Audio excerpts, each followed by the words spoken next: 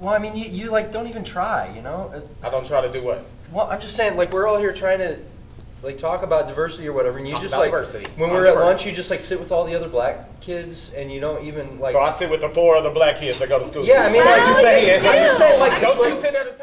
I think that there are a lot of social issues that if they're not affecting the kids now, they're definitely going to affect them very soon, whether it's in college or in a couple years after that, if they're entering the workforce. And so we really need to get them comfortable talking about it now.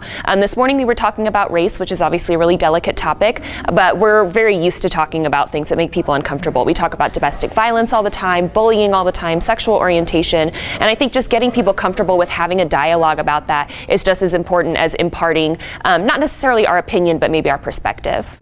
I think from an actor's perspective of it, I want to be as realistic as possible to show different sides of it. That sometimes the side that I'm going to show is not the popular side. It might be considered the racist or diverse or less diverse side, but that's the reality of it. So my goal is to always just be as realistic as possible, even if it upsets you. And sometimes if it upsets you, that's a good thing.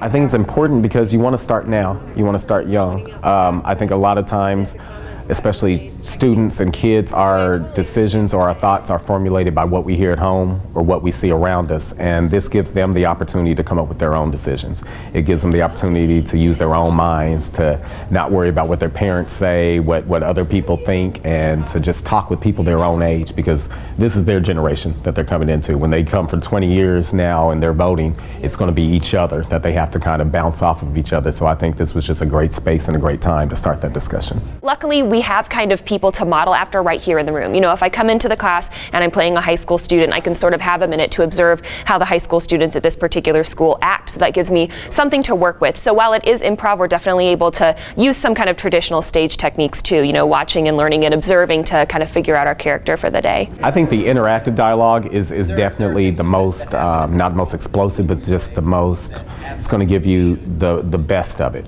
It gives you a chance because now the students are realizing it's not just lines, we're not just pretending there's no wall in front of us. We're going to attack you, we're going to make you stand up for your point. And what I love about that is they can't just say a sentence, they can't say what they heard on TV and then sit down and it's done. Now they have to defend their point because we're going to attack them, and basically my goal is to say, no, you're wrong. Explain to me why your opinion is correct. And I think that's what really gets that dialogue going.